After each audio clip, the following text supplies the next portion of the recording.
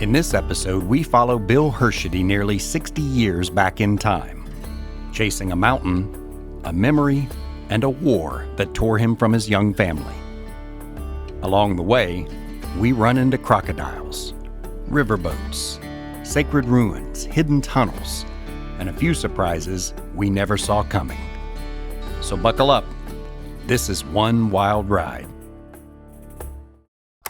In the late 1960s, Angela's dad, Bill, found himself in southern Vietnam, like so many other young men at the time.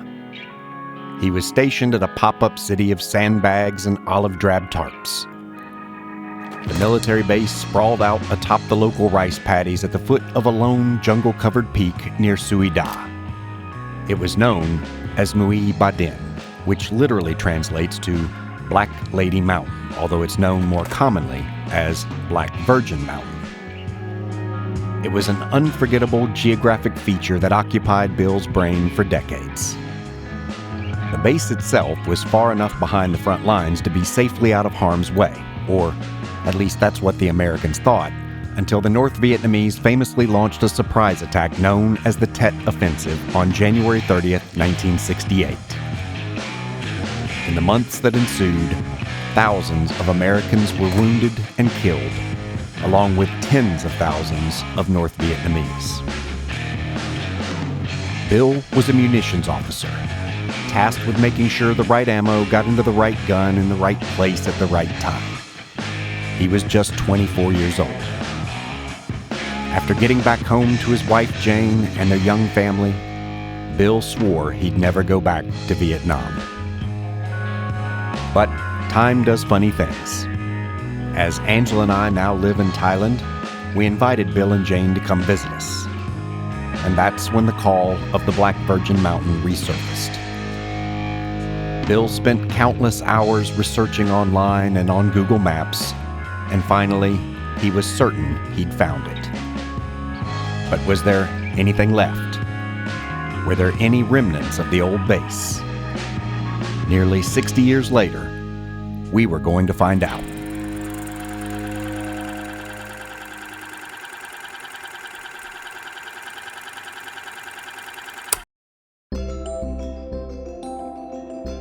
Welcome to Thailand, Myanmar, and Patsy.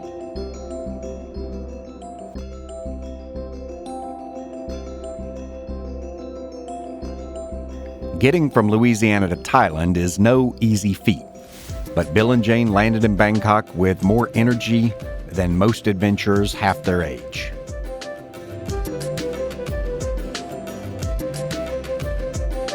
All right, my dear. Oh, What'd you get? these are mine.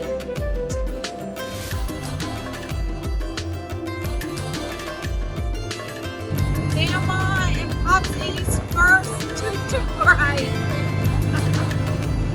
Fun. We wasted no time introducing them to this magnificent city, serving up Michelin-rated meals, chaotic streets, and enough culture shock to rattle even the most seasoned passport stamp collector.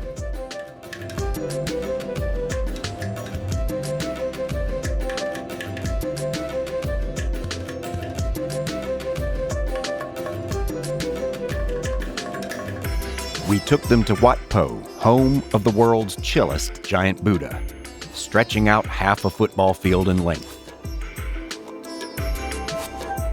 These sacred grounds are also the birthplace of Thai massage, where students still learn to twist tourists into pretzels with alarming confidence.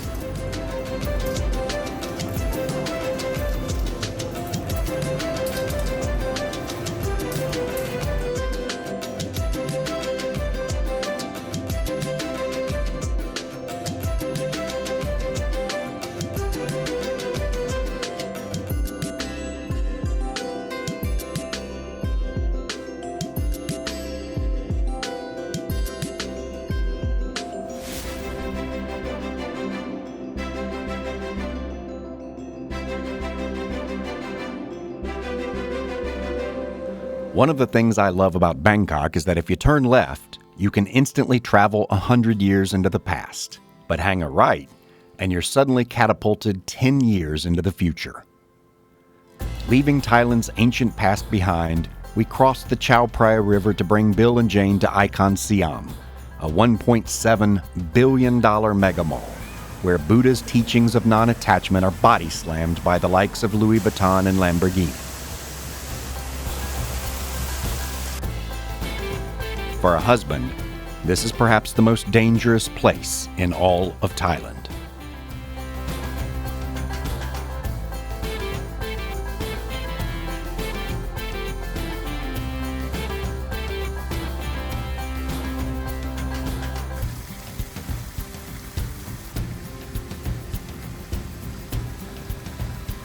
We celebrated Bill's 81st birthday at the gardens of Dinzor Palace, just a few minutes' walk from our apartment. Once a royal residence, now turned restaurant, the dreamy gardens are complete with swans, peacocks, koi, and bunnies. A serene oasis in the heart of a megacity, and a memorable place to celebrate another magnificent milestone. Happy birthday, happy birthday, happy birthday to you, yay! Look, he's 18. Oh, that's 81. That's 81. I'm reading it backwards. Actually, it doesn't feel any better.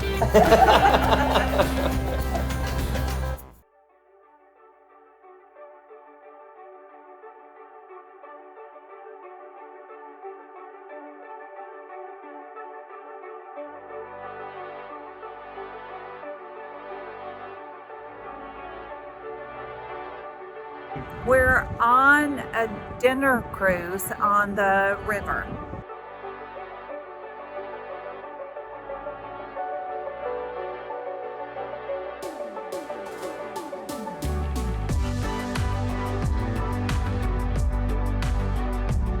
As our boat glided past temples and towers, we were treated to delicious food, craft cocktails, a soothing breeze, and a skyline that morphed from sunset hues to neon chaos, with ancient temples and rooftop bars all clamoring for our attention.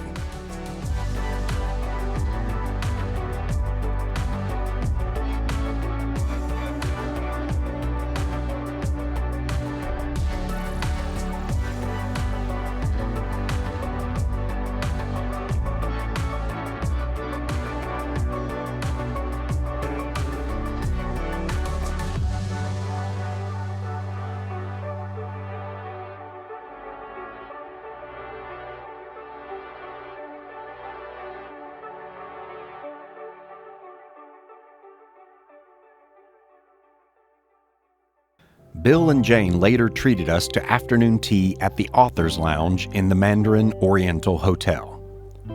Ernest Hemingway, Ian Fleming, Oscar Wilde, Joseph Conrad, Arthur Conan Doyle, Tennessee Williams, they've all lounged here, conceiving clever lines for their next masterpieces. And it's not just famous authors who are drawn to this colonial oasis.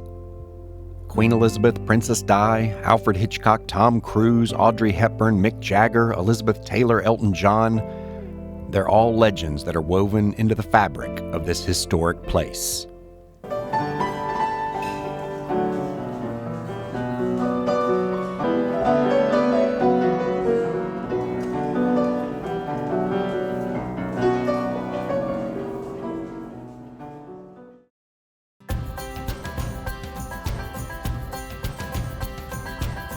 With Bangkok under our busy belts, we landed in Chiang Mai and checked into a wonderful boutique hotel inside the Old Town moat, surrounded by golden spires, red Songtao trucks, and the ever-persistent scent of something sizzling on a grill.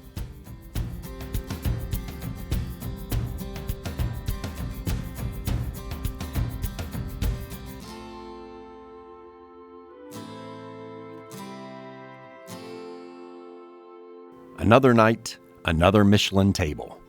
Housed in a restored 1937 colonial mansion, the House by Ginger is a farm table experience that blends old-world elegance with quirky, eclectic charm. The restaurant features a mix of vintage furnishings including comfy sofas and chintz curtains, creating a cozy and thoroughly satisfying dining experience.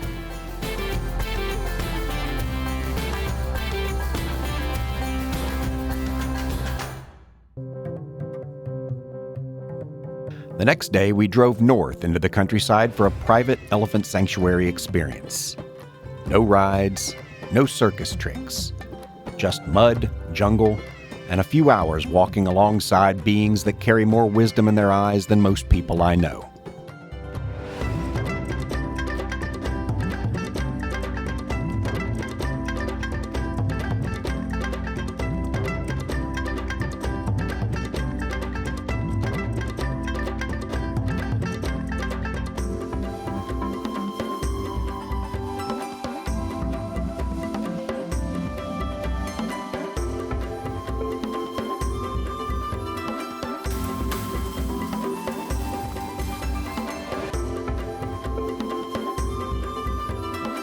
These animals are amazing, and the people who are taking care of them obviously love them so much, which is very touching.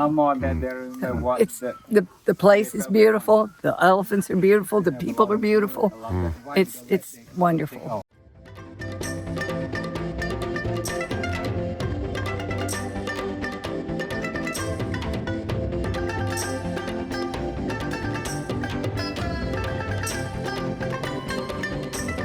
How many years ago? 4 years ago. And so you were attacked Yeah. in a different place? Another place from the elephant So riding. 4 years ago, she was in a different place and an elephant attacked her. The males get pent up and they have to have sexual release or whatever. And if they get two, they can get, crazy in the head. Crazy, yeah. Just like human. Yes, yes.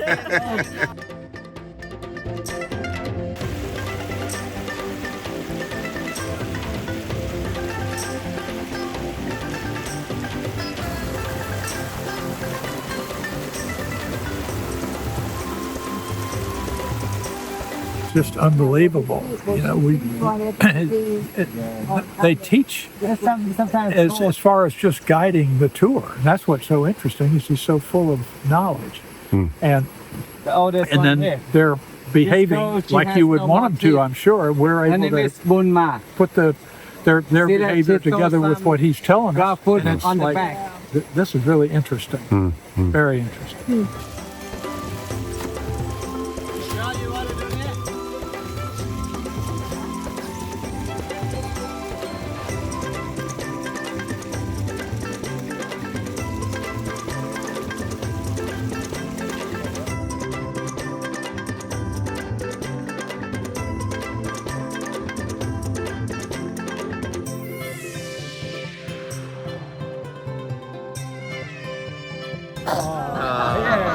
Thank you.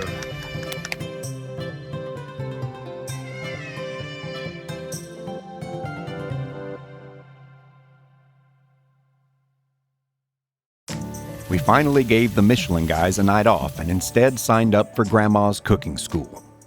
Although, honestly, this place felt more like a community college campus for starving adults than a matriarch's homey kitchen.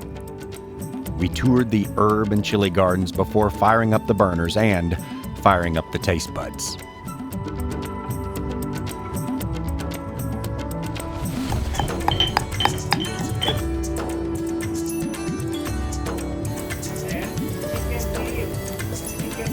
I have hot and sour soup with chicken. Okay. And I've got green curry with chicken. And I've got chicken with chicken.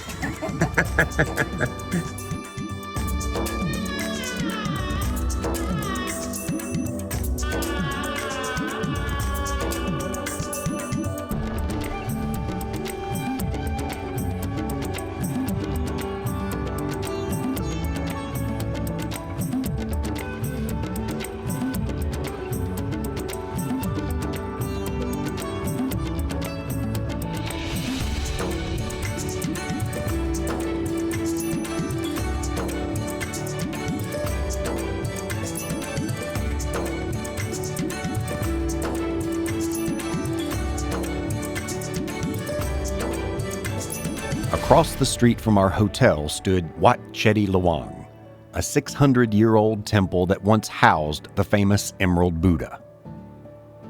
Partly crumbled by an earthquake in the distant past, this magnificent structure still dominates Chiang Mai's old town like a sacred skyscraper. While Angela and Jane stayed in Bangkok for some much-deserved R&R, that is, rest and retail therapy, Bill and I booked a guy's trip to Cambodia. We left our ladies and credit cards behind with the same confidence that one leaves teenagers at home with a liquor cabinet.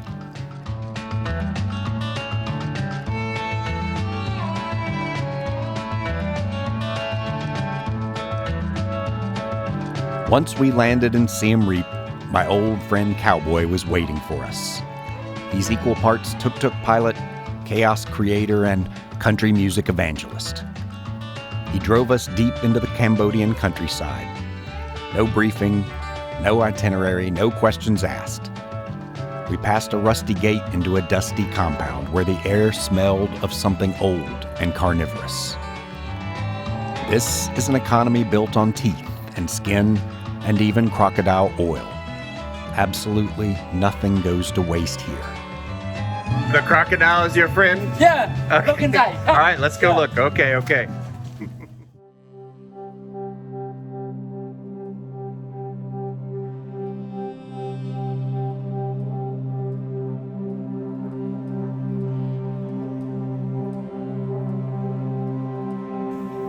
No sense of personal space, I guess. This is the Wild West, Pops. Welcome to the Wild West. Look at this guy moving.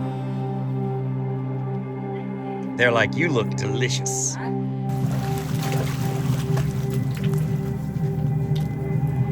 The meat, we can the owner he can sell to the market, The restaurant. restaurants, okay. Yeah, and not die to kill by people. Okay. For the some people like okay, one crocodile how many meter, how many kilo? Oh, I okay. can get the crocodile by food for place kill them. And about the skin, we can do for the soup and bolet. Okay, Yeah. hat, Yeah, wallet, hat, yeah, belt. yes. Okay. Oil is for sale. I see. Expensive. Very expensive. Yeah, for the people come there like example you have the sick, buy the mosquito, anything like. Cosmetic. Yeah. Wow. Pitfalling our way out of the crocodile farm, Cowboy brought us to the muddy riverbanks where we climbed aboard a long, narrow boat and churned into the jungle to a village that's only accessible by water during this time of year, the rainy season. The homes here are held together by little more than wood and hope.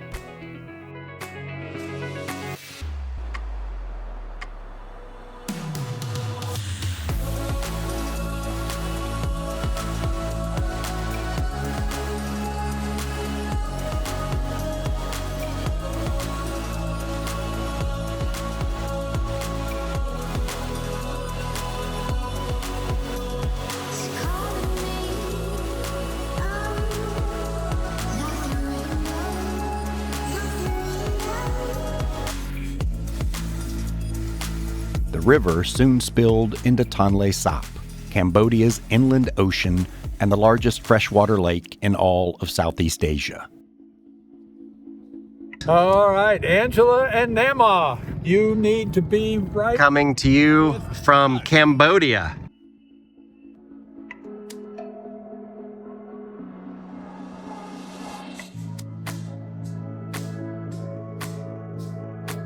Just as the sky caught fire, Cowboy stripped down to his tighty-whities and dove headfirst into the murky, croc-infested lake like it was his own private swimming pool. Oh, okay, look me. Oh, sunset. 1, 2, 3. Crocodile-infested waters. If there's ever been a real-life cowboy in the jungle, this guy's it.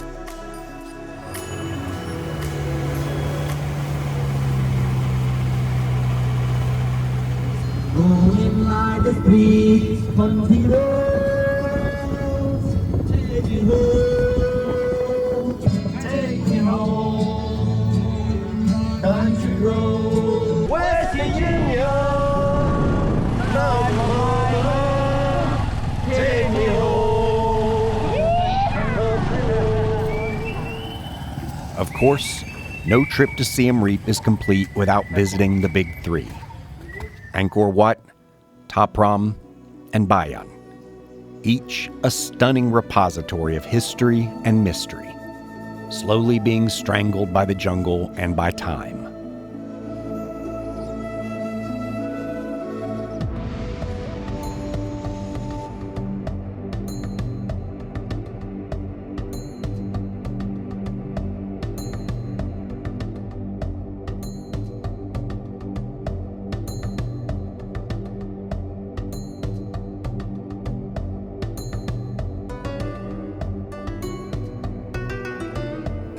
At 81 years old, Bill powered his way through these sweltering stone halls as nimbly as the local monks and monkeys that call this place home.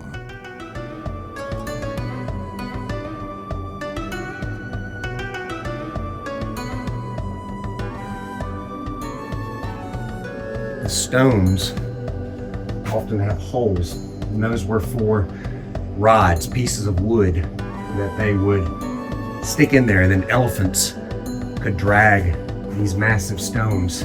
Scientists don't know exactly how this was done. As you can see, they fit so perfectly together, and yet they're all unique shapes and sizes.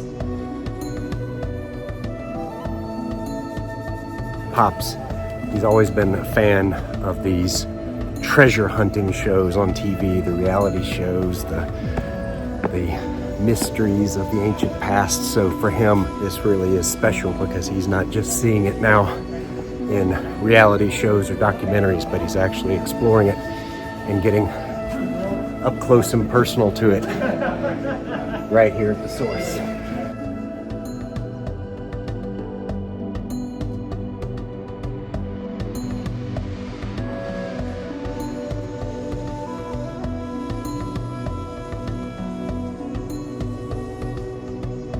Carvings are from the 12th century, and this design is the same used by Louis Vuitton. Everyone they know about Louis Vuitton about brand LV, but originally copy from Cambodia. So these women were wearing Louis Vuitton 1,000 years ago. Yeah.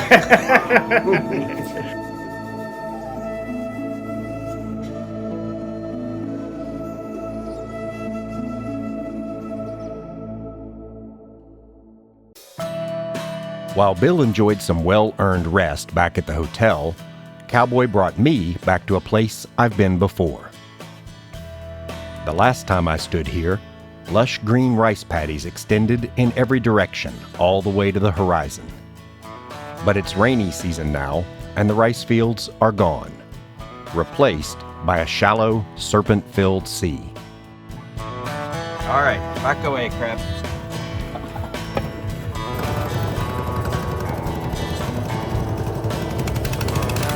Same place we went last time, last year, but now you're taking me back.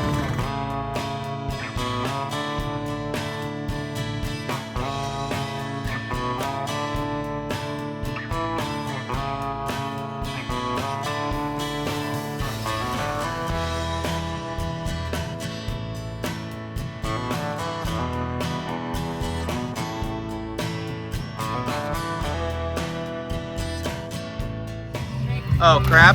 Crab. And I this see. snake also. Eggs. What kind of eggs? Hello. Oh, snake. I see. Is it good? Want try? No. Before your doctor. Take. Yeah. No. Yeah, your doctor before tried it with me. Oh wow, good. Yeah. Yummy. Okay, I'll take Yum, your yum. word for it. Yum yum. That night, I went down to Pub Street hoping to find a shaky plastic chair and a cold Angkor beer to wash down some tuk-tuk dust. But as it turns out, the sometimes sleepy town of Siem Reap isn't so sleepy when locals migrate here from the countryside to celebrate Halloween. Devils, DJs, vampires, zombies, and a level of debauchery that suggested no one's working tomorrow. I've seen stranger things than Halloween in Siem Reap, but not many. On our last day in Cambodia, Cowboy rolled up in a borrowed van with his wife and 2 kids to personally escort Bill and I back to the airport. Once they realized that Bill and I were far less dangerous than the crocs, scorpions, and snakes that their dad manhandles every day, the kids soon sat in our laps during this hour-long drive, fascinated by my Apple Watch and by our strange dialect. That's the thing about travel. You come for the sunsets and sights, but you leave thinking about the people you met along the way.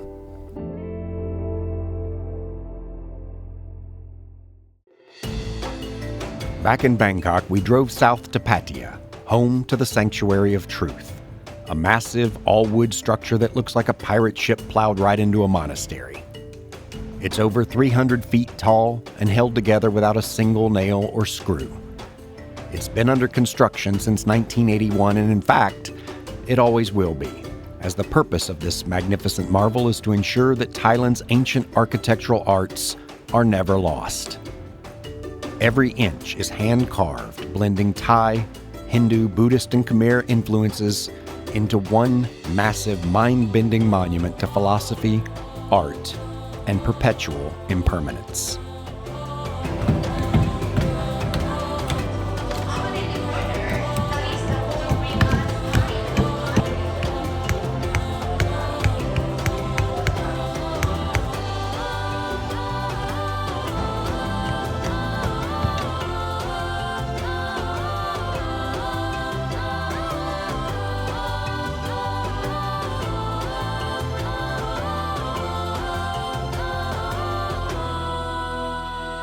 After a late beachfront lunch at Oasis Restaurant, we made our way back to Bangkok.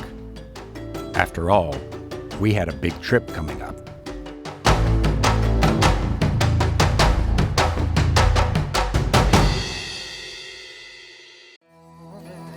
At last, it was time. Bill, now 81, was going back to Vietnam for the first time since 1968. Hi, Pops, you're 24 years old. You get a 3-word message from your 81-year-old self, and it says, I'm in Vietnam. What does your 24-year-old self say? God help me. We checked into the historic Caravel Hotel, famously known as the press headquarters during the war, where all the major news networks and newspapers reported back to an increasingly anxious world. Its rooftop bar was where foreign correspondents and spies swapped stories over stiff drinks while watching flares light up an ever-advancing enemy. We were here for one thing, to find Núi Bà Đen, the Black Virgin Mountain, still deeply lodged in Bill's memory like a leftover piece of shrapnel.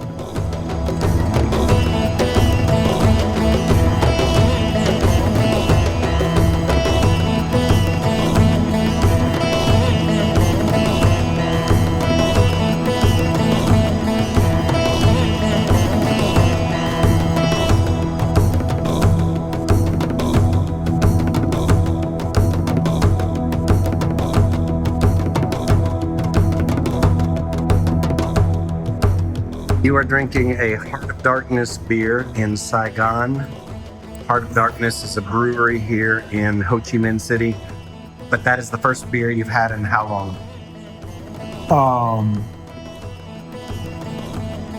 Probably 18 years. First beer in 18 years? It seems to be going down well. It's delicious. Heading northeast from Saigon, we stopped at an art gallery where all of the works are crafted by disabled locals. So this is a place where handicapped people are working on original works of art. This was something that was instituted right after the war to help disabled people provide for themselves and their families. So they are using very old techniques, everything from broken eggshells to inlaid pearl in these incredible works of art. And everyone here has a major disability. And so the artworks are not only beautiful, but they're going to help support people who have challenges supporting their own families. So, Pops, how familiar does this look? Is it radically different? This would have been an open, cleared area, and so you're saying the fence would have been barbed wire? Right. It was not that designated the end of the property that they defended. That was barbed wire. That was, and there were little temporary shelters that they used for the guards to sit in. Got to figure that I left in 68. And 50 years, it's not going to be the same. I wouldn't expect it to be the same. Was this where the Tet Offensive happened, or was it more? It was all around us. All around us. All around us. It was, I mean, we woke up that morning and somebody said, hey, Saigon's been hit. What? Saigon's been hit? You got to be kidding me. And after that, it was all over the place. I mean, it was total chaos. You never expected Saigon to be attacked. I mean, it just wasn't conceivable. Wasn't really conceivable, and for it to happen like it did. Somebody kind of ignored some stuff. It had to have been. I didn't walk around the base camp armed.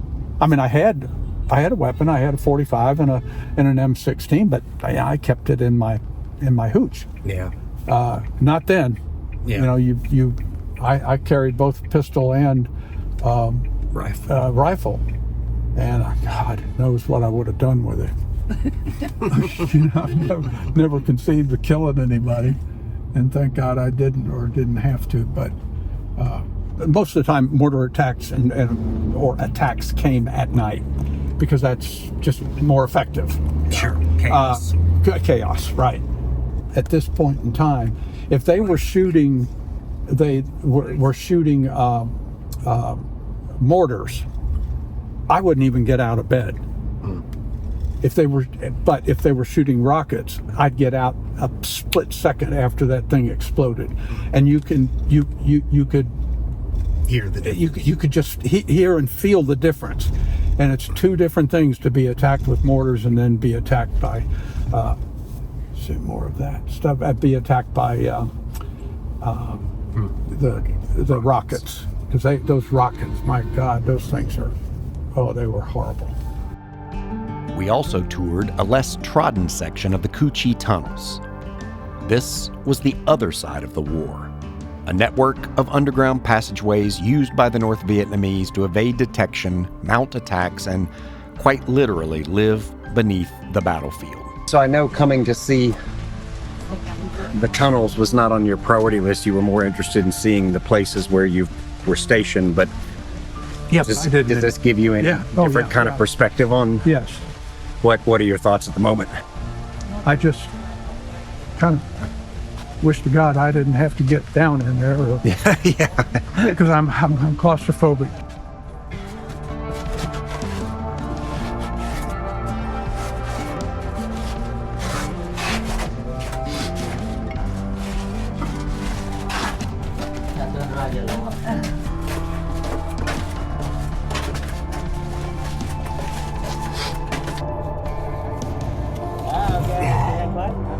Okay. Wow.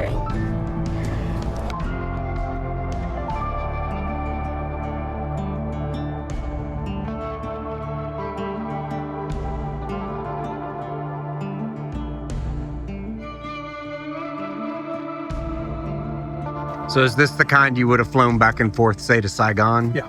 Yeah. Me sitting up here, that's what I was saying to Ann. And I've got pictures of me, like, foot hanging, Yeah.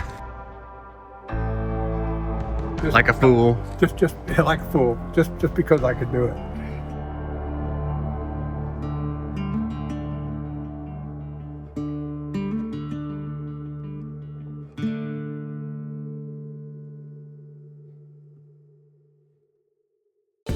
Finally, we saw it growing on the distant horizon. Núi Bà Đen, the Black Virgin Mountain. We circled around the east side of the peak looking for just the right angle, the precise spot where Bill had snapped his blurry photos and 8mm videos. this was smaller and we were further away from it. That is the small hill that was just coming out of view on that picture that we had. We think the slope of the mountain in the photo, and then this tree obscures the second slope in the picture, but I think the slope of this mountain is pretty indisputable. I mean, if not, there's another slope just like it on the other side or something. But the rice farmers have since reclaimed that base. Roads have moved and military landmarks have long since packed up and left. We asked some roadside locals for help, and a few old-timers nodded in vague directions, but most were too young to recall such specifics. The jungle's gone. The barbed wire bunkers are gone. All that remains now are farmland and ghosts. And yet, with their help and with a drone's eye view, we finally found it. The place where Bill likely stood nearly 6 decades ago. The scene, a rural gas station. Might not have been all that dramatic, to be honest, but that moment of realization certainly was. It was a trip that required 60 years of time travel and circumventing the globe twice.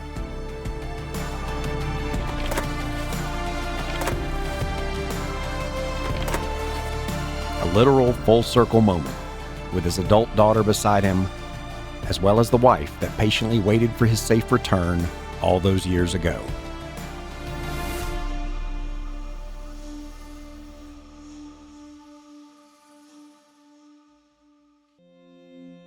That night, we found ourselves at Anan, Saigon, celebrating Bill and Jane's 59 years together, in a place, ironically, that once did everything it could to keep them apart.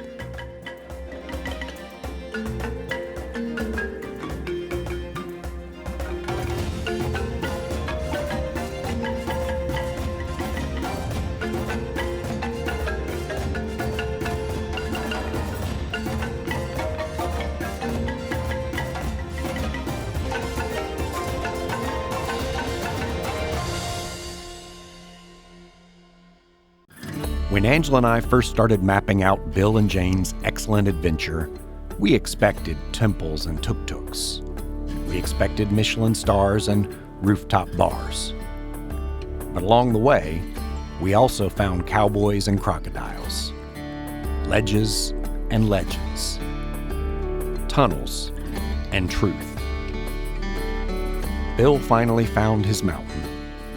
And we all learned that travel isn't always about the places you go, it's about the people you go with.